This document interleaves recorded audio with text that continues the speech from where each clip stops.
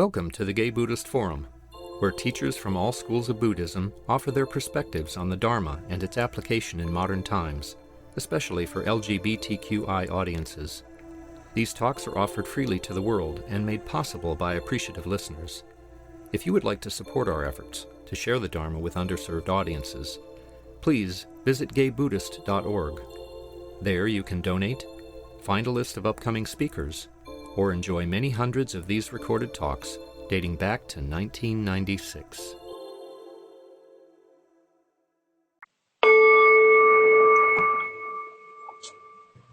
Welcome to the Gay Buddhist Fellowship. I'm going to introduce our speaker for today. Jokai relocated to California from the UK in 2000 to study with Tenshin Fletcher Roshi at the Yokoji Zen Mountain Center. After completing formal study encompassing over a decade of residential training and service, he received Dharma Transmission in the White Plum lineage of Zen Buddhism. He currently serves as Vice Abbot of Yokoji, guiding teacher for Long Beach Meditation, and as a guiding council teacher at Insight Community of the Desert. Jokai emphasizes the direct experience of awakening using contemporary language and time-honored methods. And on top of everything, he has a great accent that we can enjoy. I'm going to thank you, Jokai. Take it away. Thank you. Thank you for the warm welcome. Thank you to Christian and helping to arrange this, also for Jeff and everyone involved in the Sangha. It's very nice to be here in this virtual meditation hall. And as always, beginning with a 30-minute sit is something that I really appreciate. Our practice so often comes down to this foundation of meditation practice. It's an odd thing to hear one's bio. It's a kind of one of those things that you're forced to craft. You've got to put something together to send out, and it always sounds a little odd, like it's talking about somebody else a little bit in the bio. If I was to give a very Zen response or a Buddhist response, I could say that I'm nobody, and I'm certainly nobody special. And yet we navigate this world of form and appearances, and so within that there comes the story and the resume and the history. If it was suggested to me, it might be helpful to kind of flesh out my history a little bit with practice and kind of go from there. I grew up in North Wales in the UK in a very blue collar ex-coal mining manufacturing town, which I was actually quite keen to escape from a fairly young age. And I did, though, begin a career and bought a house, had a relationship, and was living in that area. But I felt dissatisfied with my basically with finding no meaning in my life, and that was an itch that grew more urgent over time. And I'd been interested in cosmology and quantum physics, and started reading about as far as a layperson can, an armchair reader can go with that kind of thing. And then was just thinking about going back to school and taking some prerequisite classes in order to try and study along those lines. And at the evening classes I was taking after work, there was also a small Buddhist group, a lay Tibetan group that was sitting, and I went along and joined a couple of their meditation sessions. I resonated somewhat with the meditation, although I found it very difficult to sit still. I remember being taught a metta practice, which I found it difficult to kind of bring that into my being. And continuing with my reading around quantum mechanics, I became very interested in Zen. There was a book that I read about fuzzy logic, which is kind of a non-binary computer programming, where instead of 0 and 1, there's an infinite spectrum between 0 and 1. And apparently the Tokyo subway system runs on this basis. And that was intriguing to me. And in this book, the chapter beginnings had Zen koans as introductions. And immediately upon reading Zen koans, I had just a real feeling of an intimacy that I didn't understand, or a feeling that I want to know what this means. And I feel like perhaps I could, but it's out of reach. And in reading about Zen then, it amazed me that here we are, a couple of thousand years ago in Buddhism and in Zen, we had people who had a wonderful perception, understanding, and expression of reality. And it blew my mind. How could people understand in this way without because it sounded like modern physics in explaining reality. And there was an urgency and an ordinariness around Zen in particular, which really intrigued me. From there, I started sitting with a group in Liverpool, England, and attending annual retreats with Tenshin Fletcher, who's the abbot of Yokoji, where I still live, and a couple of other Zen teachers, before finally deciding to move out to beautiful California to study full time at Yokoji Zen Center. And I came initially for 5 years.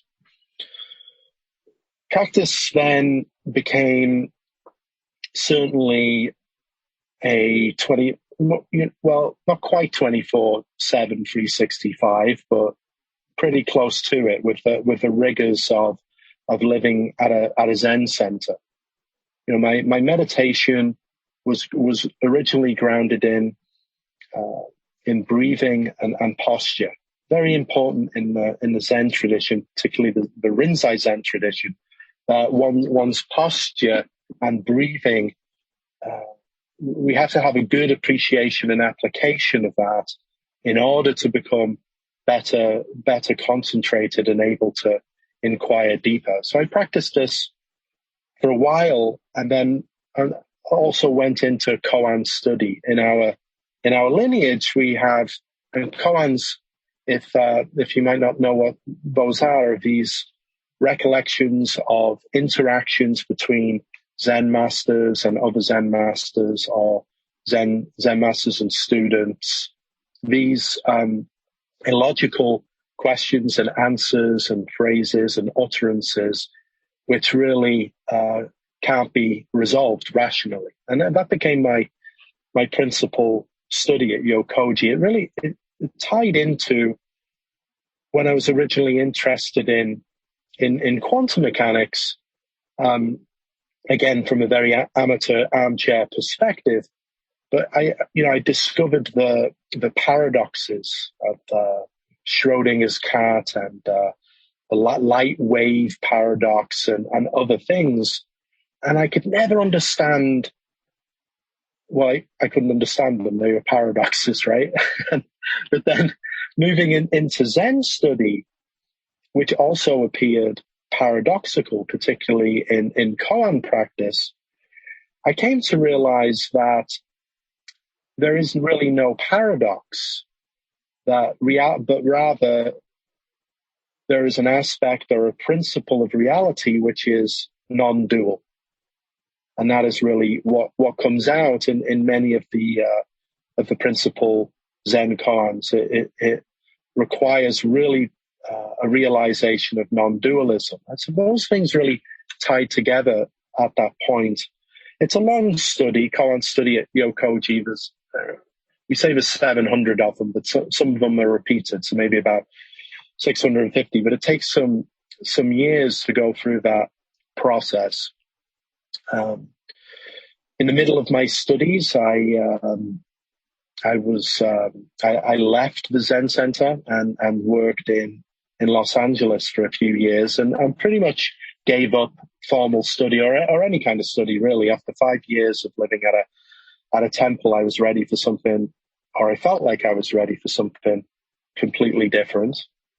Worked in LA for some years, and then hit a point in my working life where I was faced with a choice around the time of the great financial crisis, 2008, 2009.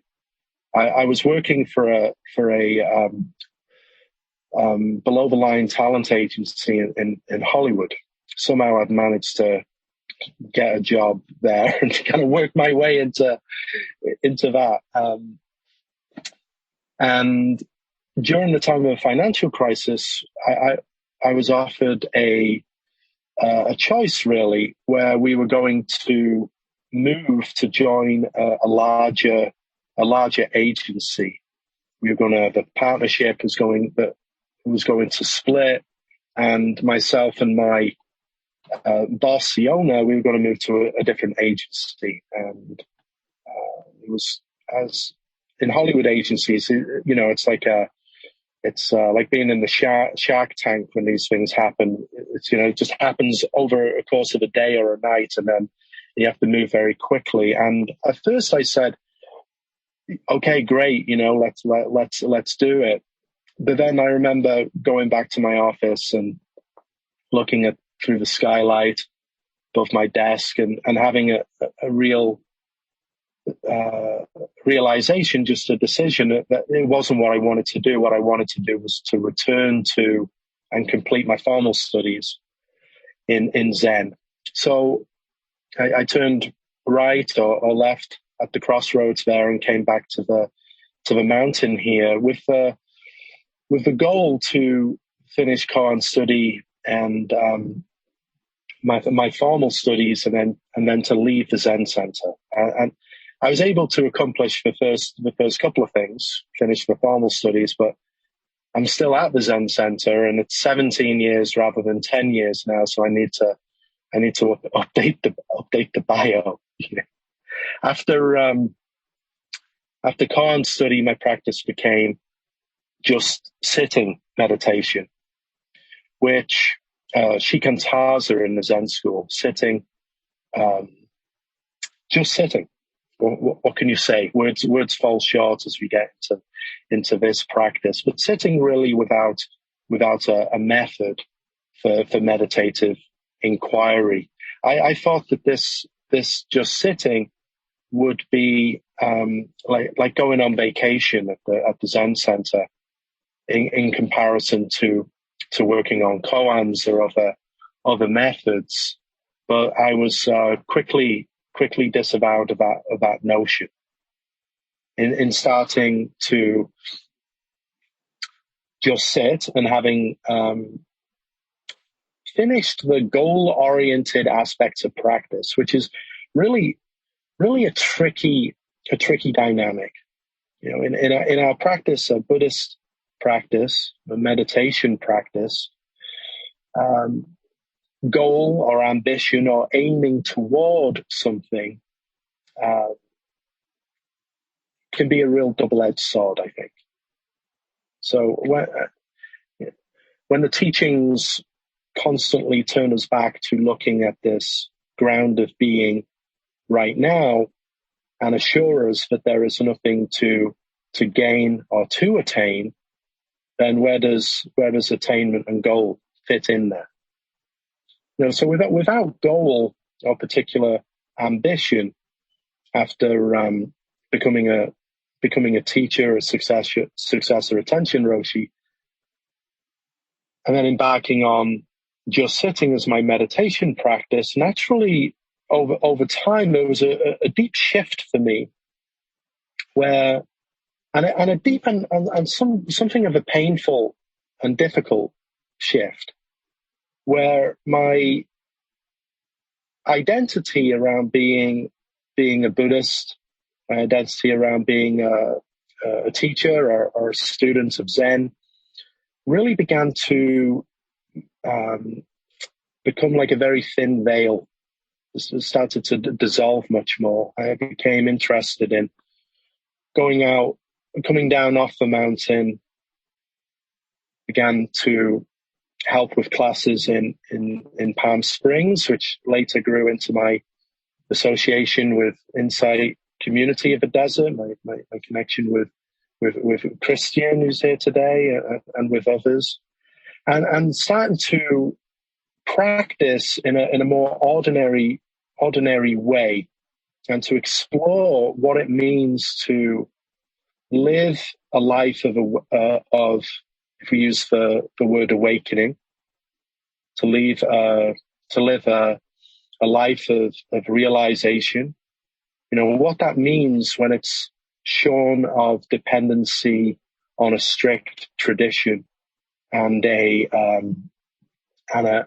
strong or a tight formula.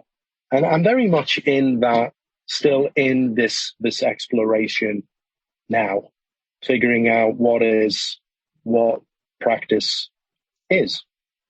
In looking at it now, in terms of practice, my preference is really to live as spontaneously and intuitively as possible with things that arise, with everything that arises. You know, again, with just hearing my awkward bio at the beginning, I heard the word, awakening. Even that, that word now has become more of a koan for me. You know, what is awakening? It feels much more that, like last night, I was dreaming about this and that, and this morning I woke up, and it's really waking from a dream into another dream. You know, there's the reality of being asleep and dreaming, and now there's the reality and the dreamlike quality of being on a Zoom call with somehow connected throughout space and time. You know, reality seems ever more mysterious, not less mysterious. In my journey with practice, I have more questions around life than I really began with.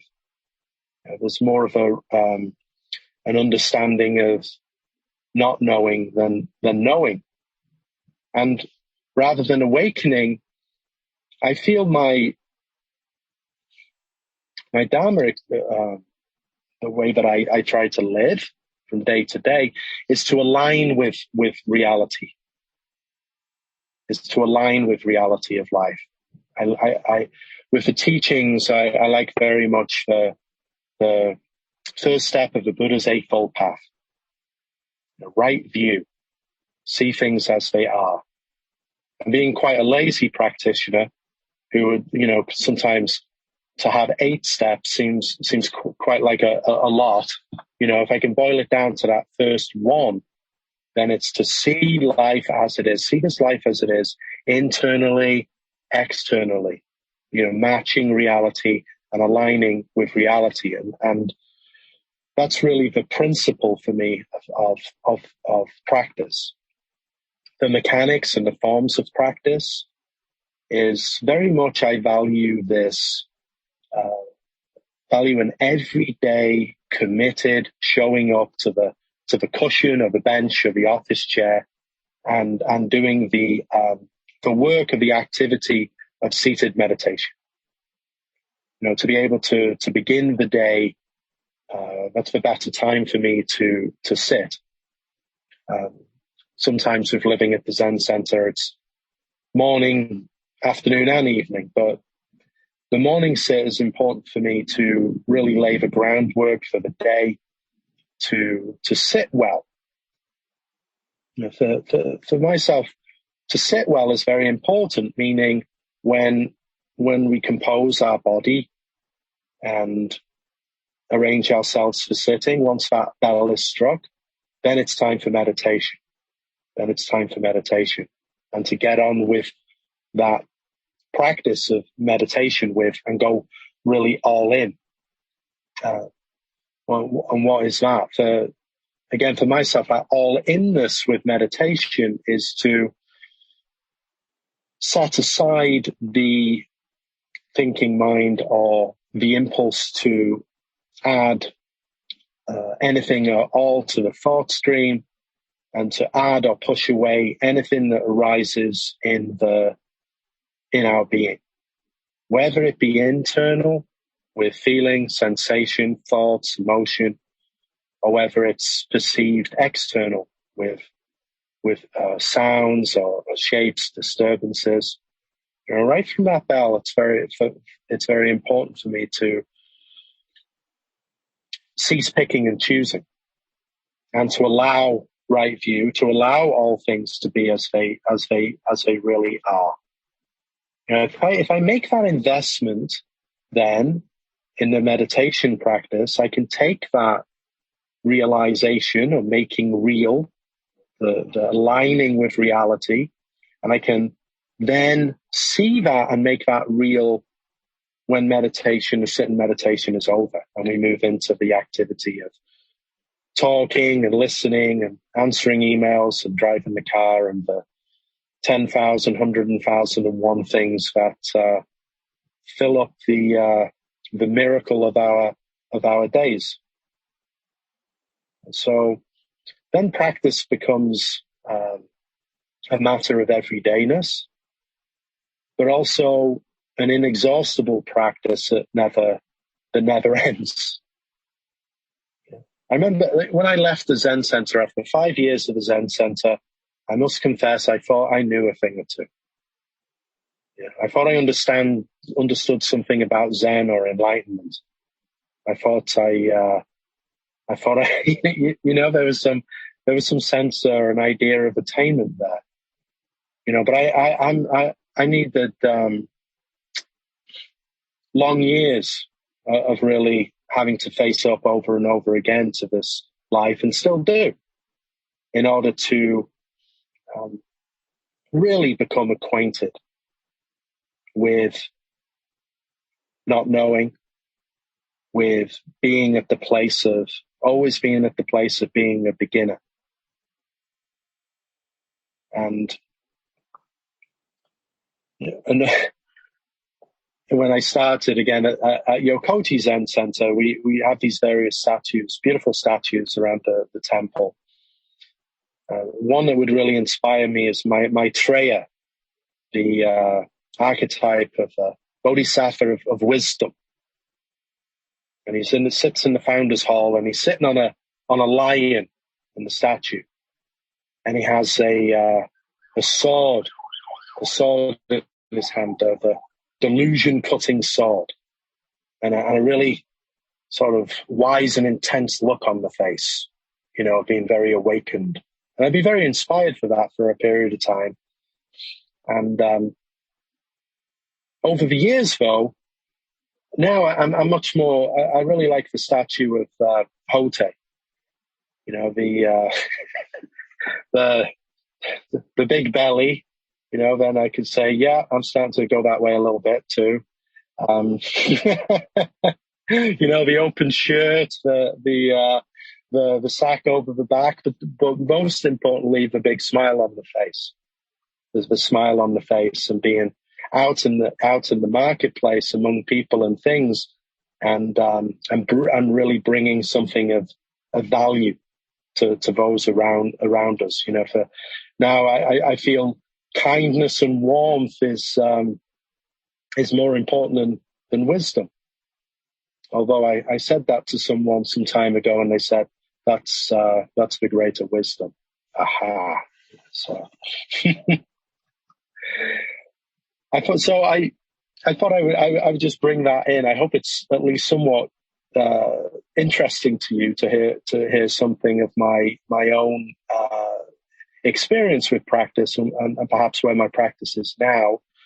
I'm interested to hear something from you in terms of with any questions, with any comments, anything that you would like to share and bring to the conversation. If that's okay within the schedule and the structure that we have at the meeting. we could go ahead and do that now. Hi, Jokai. This is Jeff. Thank you Jeff. for an inspiring talk. Really, you had me at the beginning when you said you're really, being nobody special. One of my teachers, Ramdas, always talked about being nobody special, and that's work of a lifetime. And that reality is non-dual. That multiple things are true at the same time, and it's okay. It's all just fine. I want to know how you, in between the sits, I know you live in alignment with things, or aim to. Is there a practice that you go about doing at the same time to bring your awakeness to the process, or simply just being with what's happening? Yeah, thank you. That's a good question.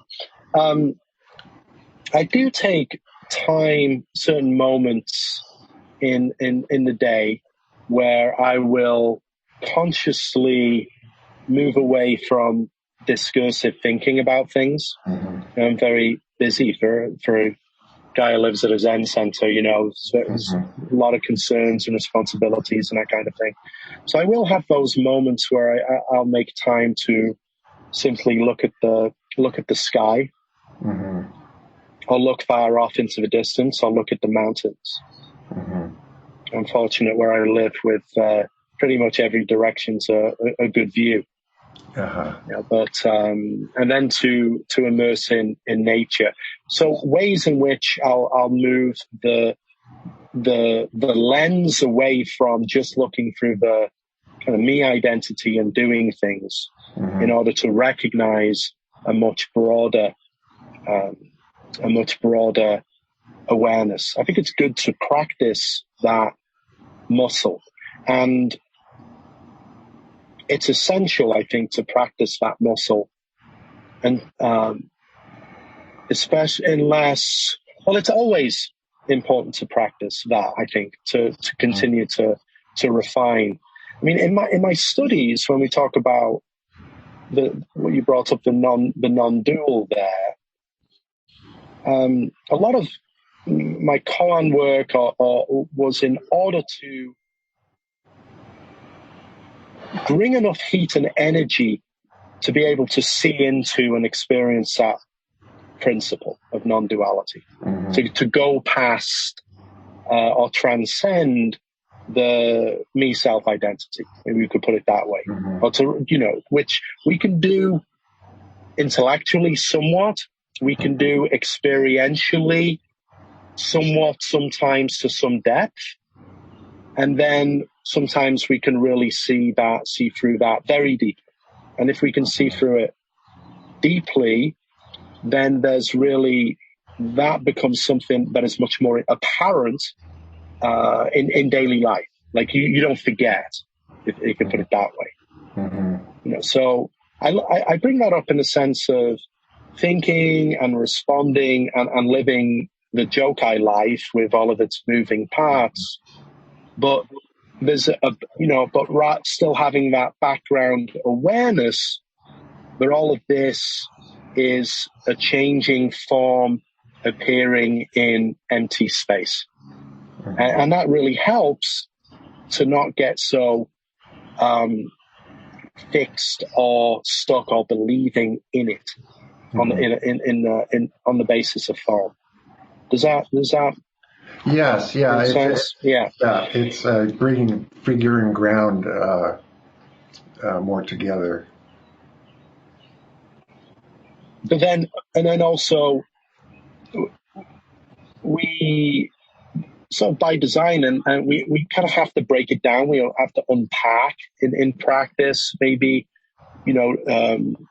form and emptiness, or duality, non-duality, and we can look at things absolute, relative, look at things from this perspective. But then ultimately there's integration of those principles, rather than, it's not like we're dealing with two worlds, although it can feel that way or appear that way. Mm-hmm. So then how do we integrate that which is nobody with the somebody? Yeah. Right. So it's like, okay, I've got my form-based life, including this body, which will die. I've got my name and my history, and I need to, remember my passwords to log into my bank and all of these. How does that function within the ground of this nobody or non-being? How does that really integrate in a way which aligns closely with reality? Mm-hmm. And reduces suffering, which is really our central message that the Buddha could boil everything down to: reduce suffering or end suffering. How can we do that? And then through doing so, be of use and bring value forward. Mm-hmm. So, quite a project, though, after all of this stuff. Yeah. But yeah. Thank you. Chris, go ahead. Chris? You said wonderful things and a whole bunch of stuff. And I kept going, wanted to raise my hand and go, but what about? I've practiced within the Zen tradition for some 20, 25 years as a disciple, but I've also been involved with Vipassana practice for many years. Yeah. And the Zen people have a tendency to get defining what reality is, partially based on Nagarjuna, which came some 500-600 Buddha, correct? And this idea of emptiness and which is great philosophical ideas to work with. So I just wanted to offer that out. The actual bodhisattva of wisdom is Manjushri, not Maitreya. Maitreya is actually one that we get the word from. Thank you for the correction. Yeah. I mixed those two up. Sorry. Yeah. People don't know, in the center of Zendos, it's not the Buddha. There's actually Manjushri with his sword, and he's cutting through delusion, because that's what supposedly we are doing when we're sitting on the cushions. And it's a great philosophy to work with. This idea of goal gets really big, and I found it specifically in the Zen tradition, there's a real push, like, the robes, where are you at? Your level. And I totally understand it. And I get pulled right into that left and right in my life. There's also this idea of being on top of the 40 or 50 foot pole. As you get these attainments, you finally fall off and start sort of over again. So it's always that intimacy of that reoccurring in a sense. My question, though, what I wanted to ask is how do you work with the Brahma Viharas in your life? There's 4 very deep areas to work, both meditatively and in one's life, with loving kindness, compassion, empathetic joy, and equanimity. I know within the Zen tradition, they come out a little bit when you study the paramitas. But I really appreciate your wanting to understand your reality in the world. But how do you incorporate that aspect of Buddhism, which is big, that often isn't talked about or you see as a practice within the Zen community? Yeah, thank you. Another good question. With practices, I mean, we're extremely fortunate with the wealth and quality of practices which are just stood the test of centuries and millennia. So I like practices like that, that have a real track record of being beneficial for human beings. And on the personal side, then, when I mentioned about trying to live more spontaneously or just reality based and living in response to things, that in itself carries a shadow where we can fall into a kind of an autopilot of living life kind of like on autopilot and trusting everything's the Dharma. And if we do that, or I do that, then sometimes it's like that boat doesn't really have doesn't have a rudder, isn't aiming anywhere, and you can drift into some choppy waters. I think it's a danger for Dharma teachers, maybe particularly people in Zen. At such a time, it's very important to take feedback from reality, from people, from the world and our own hearts, and to see where things are not working, or see where some trouble or some difficulty is arising. And then when trouble or difficulty or lack of clarity, something is there, to bring light to that, to see what that is to the best of our ability, and then to apply a practice, whatever the skillful practice is, to apply that. And of course, in Buddhism, we've got a whole pharmacopoeia of wonderful practices which we can apply to any sticking point that might be coming up in the way that we understand, or the way that we live. It's such a vast tradition that my own experience is very much in Zen, with less focus on some of the some other practices in Buddhism. But I've gained more experience through working with Vipassana teachers, practicing and learning and working with them, and other traditions as I'm being exposed to it now. I think that within the Zen tradition, I was such an arrogant, thick-headed kind of practitioner getting into it, that I needed something very strict, tough, and hard in terms of the training to beat me up. And that was helpful for me, but it carries a lot of shadow with it as well. And I see that more and more now, and it doesn't work for everybody. It's strong medicine which can make the patient worse, or even, I mean, for me, I availed myself of some of the stricter lessons of the Zen tradition, but as a teacher, I'm not, those aren't methods which I'm particularly interested in propagating in the same way. Okay, thank you. Thank you. Christian, you want to go? Yeah, just a quick one, Jokai. It's a little bit off course, but I'm just wondering, can you talk a little bit about how you work in your practice with clinging, when you encounter clinging in your everyday life out in the world? Just talk about that a little bit. Yeah. Again, I appreciate the difficult questions. We're all, of course, we're all living the human condition, and we're all subject to this clinging. My litmus test is for any attachment really is to have a cost benefit analysis, and to see whether it's a useful attachment or not, and to see whether it's an attachment that's causing further difficulty or not. I'm reminded by something that the Buddha said in his, I think, 8 guidances for bodhisattvas, if I'm recalling that right. I mixed up Maitreya and Manjushri, so don't take it with a pinch of salt when I'm using these quotes. But he said, the Buddha said, "Want little, know how to be satisfied. Enjoy peace and tranquility. Remember who you are."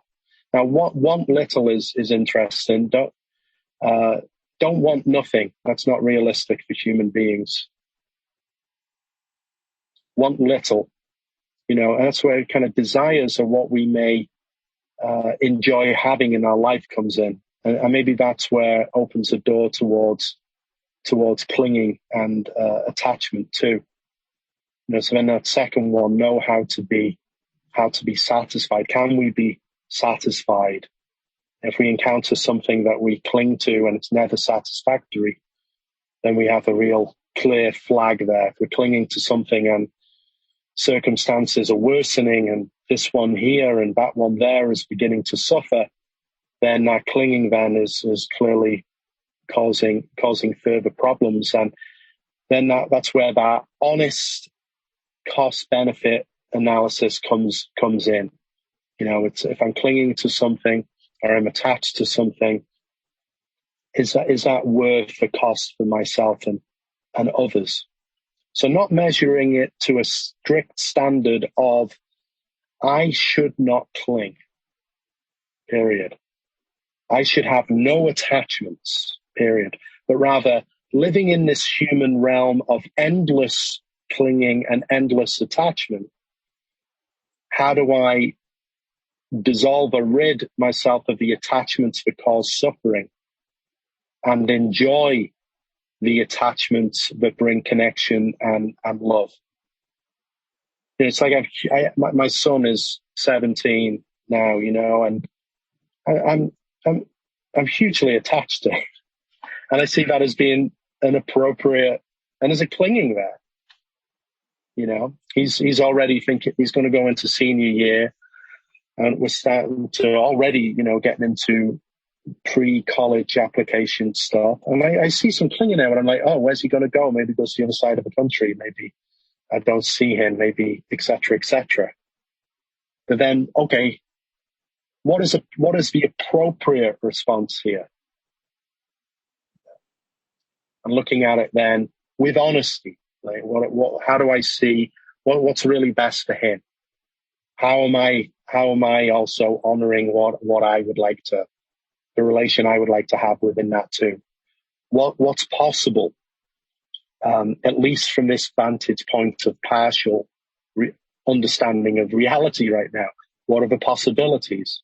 And then make the response or go forward with our best guessed response, knowing that we may fall on our faces and understanding that if we do, we'll learn from it and get back on. Thank you. Thank you. Hi, Jokai. Thank you so much for that wonderful talk.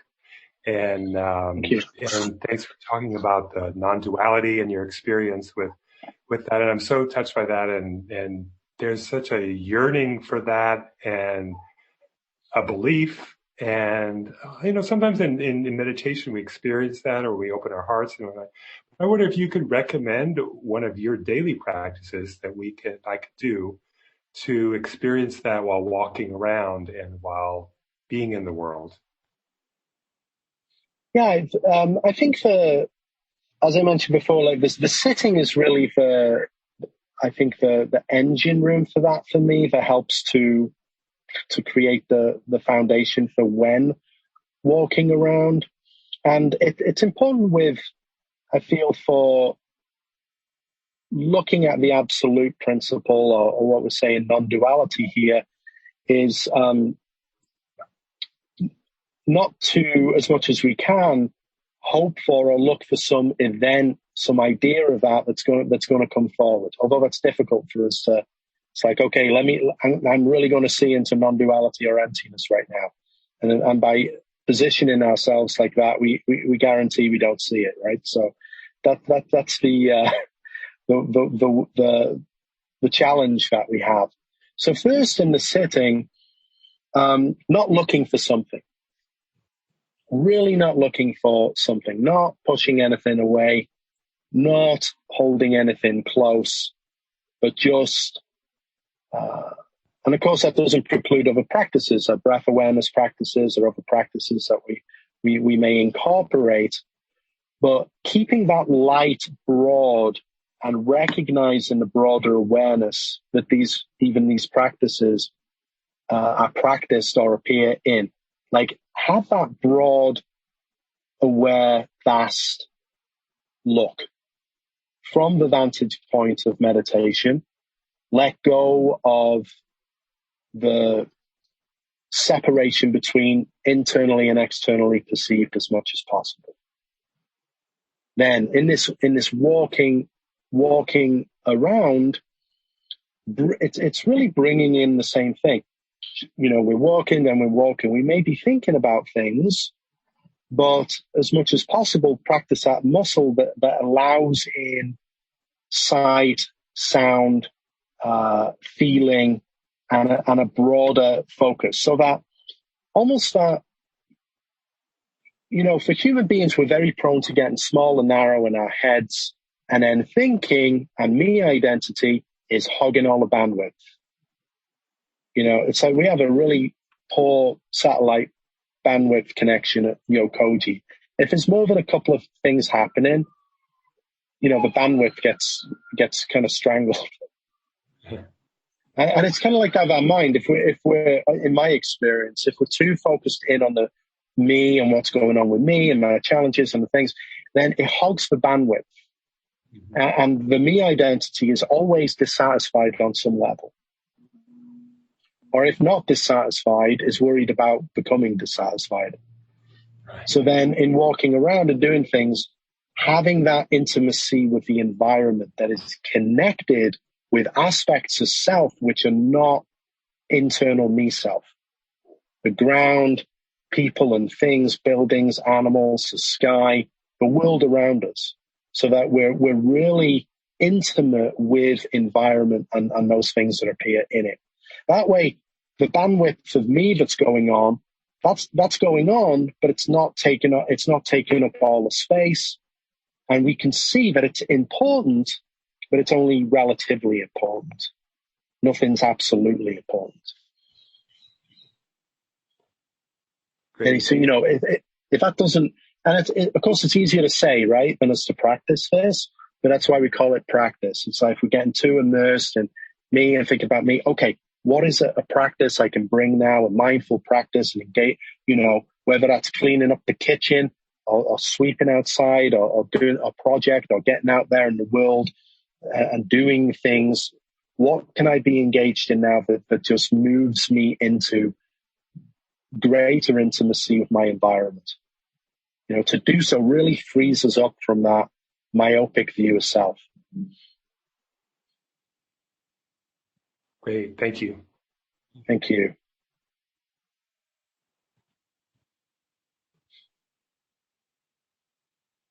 We might have time for one more question or comment or before we wrap up. Hi, Jokai. Thank you so much. That talk was inspiring in many ways. And I really appreciated just your honesty and authenticity around your experience with Zen as a very regimented and strong medicine, and the way that the shadow for some folks can show up and be more aggravated in that process. And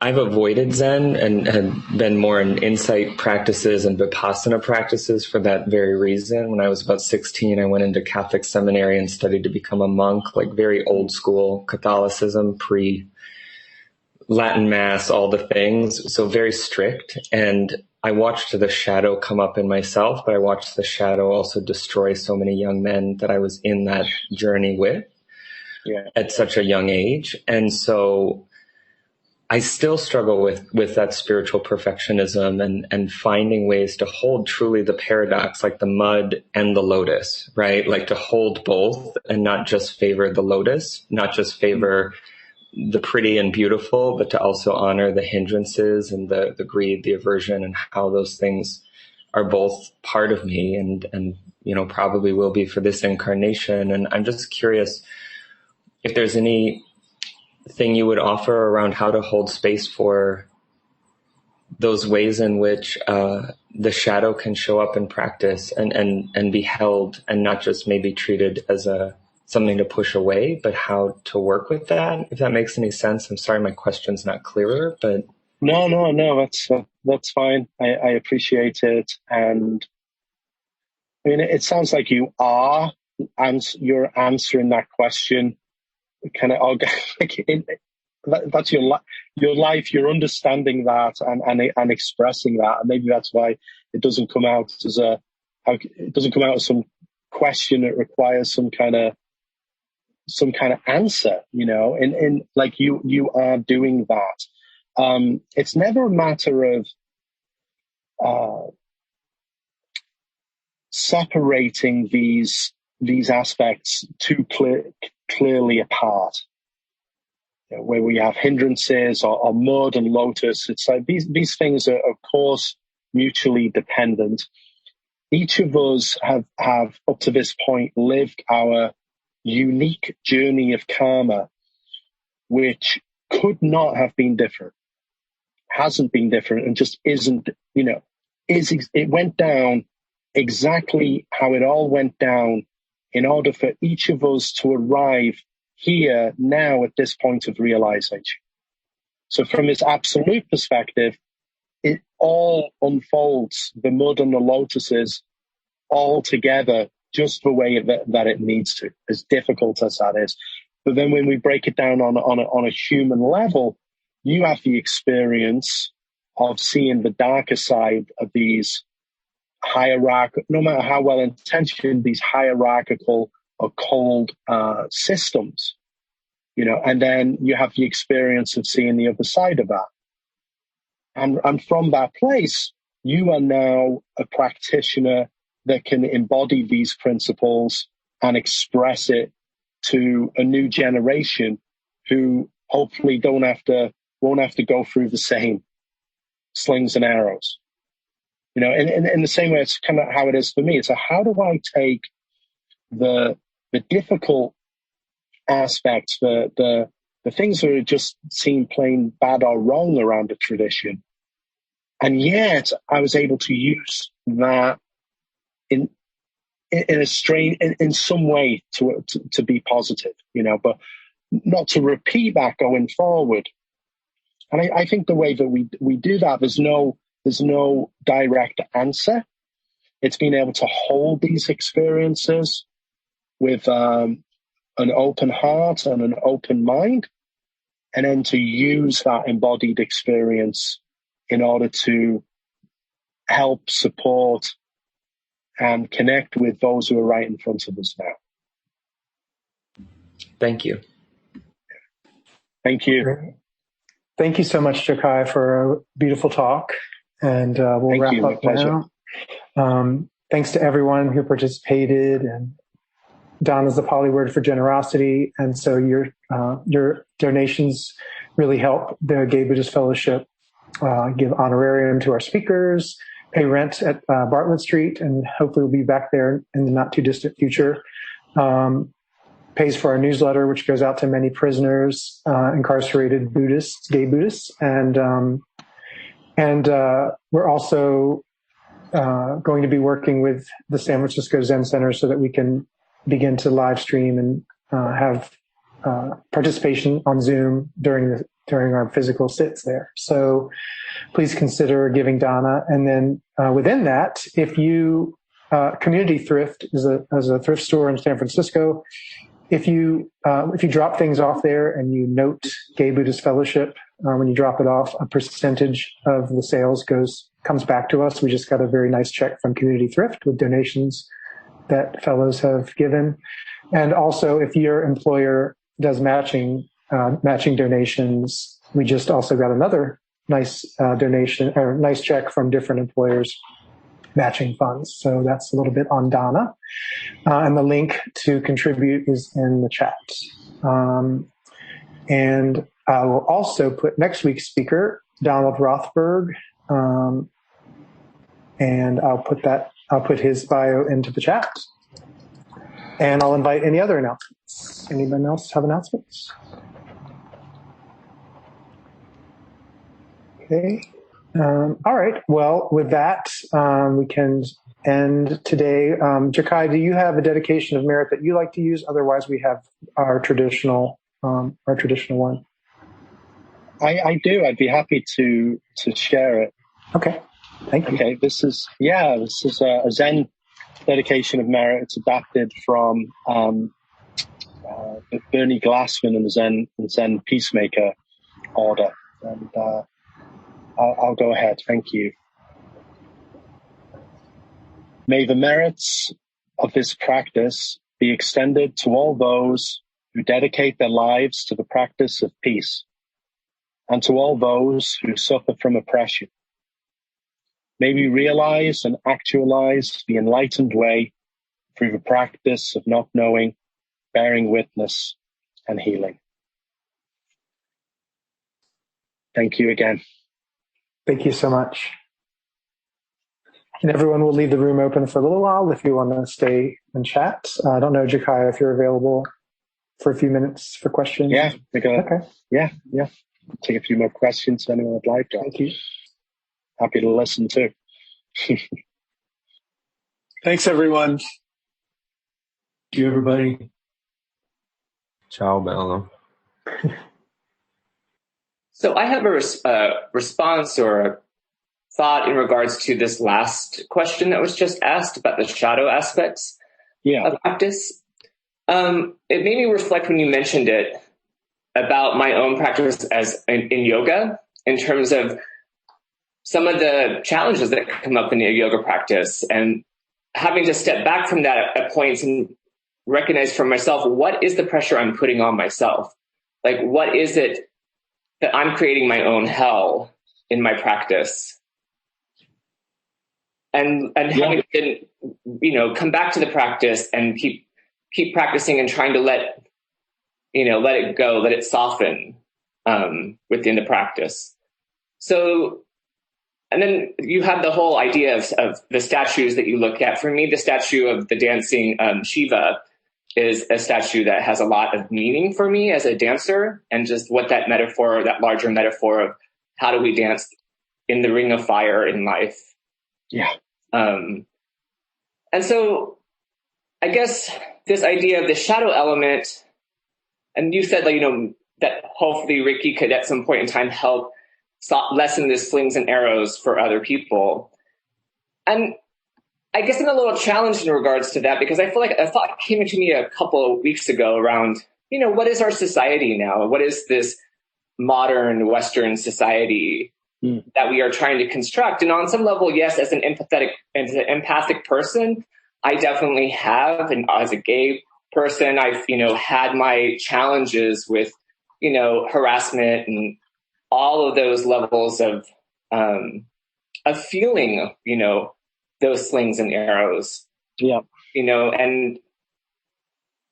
But at the same time, they also helped, I don't want to just say toughen me, they also helped shape me.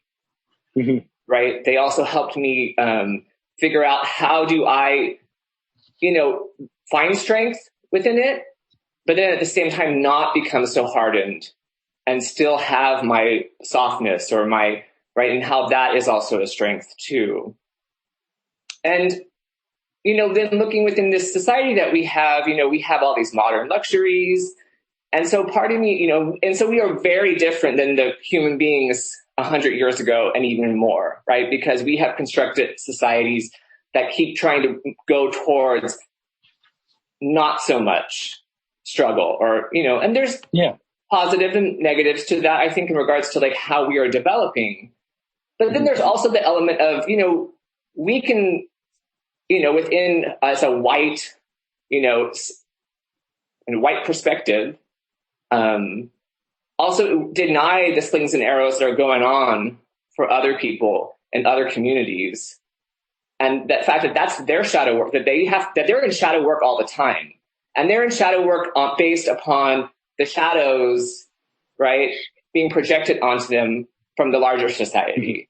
So I guess for me, I feel like, there's that real question of like, not trying to throw out the shadow work within these more strict aspects of practice that these different religions have. But at the same time, I also just want to acknowledge with Ricky's experience that he also was in Catholicism, which I just feel like needs to be acknowledged that that's a different tradition in terms of how they view the shadow. Yeah. I mean, as I understand Catholicism, they try to totally deny the shadow. And I don't feel like that's been my experience with Buddhism, that there's a whole different way of trying to acknowledge the shadow. So I'm just throwing all this context out there in terms of like, how do we acknowledge, right, both how to be in the practice of shadow work, how to soften into it, and then where are the boundaries? like how do we find healthy boundaries within practice, within relationships with others, and acknowledging, those outside of our experience. Yeah.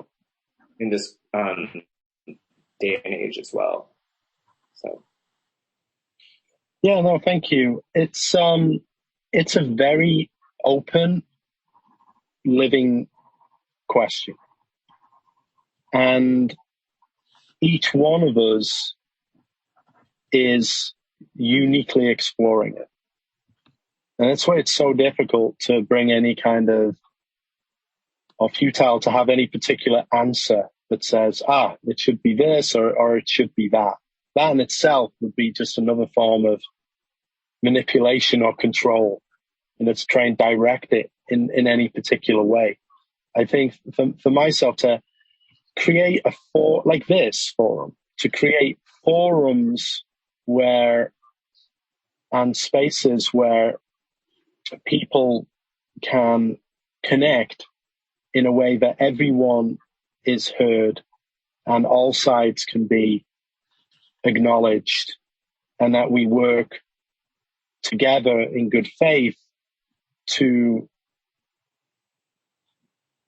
reduce suffering and so in all its many forms. You are just opening up something, and I don't need this to go into a larger conversation right now, but I want to acknowledge it, and it's something about our own Sangha, that there was someone who was actually asked to be on pause or to take a break, and that person was a Black man. And so for me, what you have said is nice language, and I feel like we say those words, but then when a person's experience comes in that actually comes from an experience of trauma, I wonder how much we are able to actually hold that experience without it triggering our people's own trauma, and then being like, okay, this doesn't work for the group, so you need to be over here now. And you can come back, but right now we can't deal with that.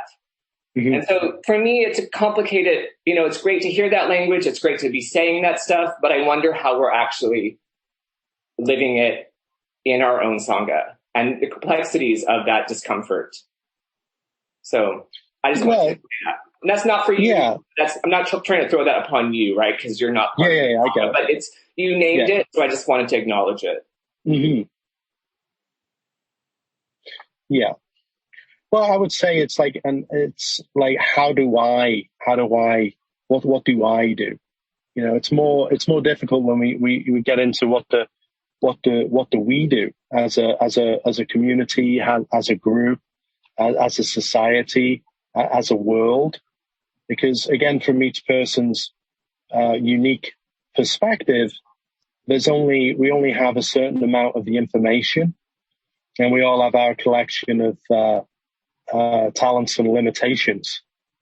So obviously I wouldn't comment on what's going on with this particular Sangha, because I'm not involved on that level. I'm involved in the level in which I'm involved now. And so I can speak as honestly as I can from how I understand things. And it may come out, or it can be taken as broad stroke, or, well, that sounds fine, but what if? But the way that branches out is for each of us to explore as an individual, right? So if we find ourselves triggered or activated in a certain direction, then that's the direction in which we go in. Thank you, Jason. Thank you. All right, everyone. I personally need to sign off. If there was somebody that wants to take over being host, if you guys want to continue speaking, I'm traveling and about to travel. Where are you? I'm in Atlanta. Oh, nice. Hot Atlanta. Yes. Yeah. Yeah, for real. Yeah. All right. Well, thank you, Jokai. I guess I'll end the call then. And thank you. See you all again next week. Safe travels. Okay. Thank you. Take good care, everyone. Thank you. Bye-bye. Bye. Thank you so much. Thank you. Bye. Thank you for listening to the Gay Buddhist Forum.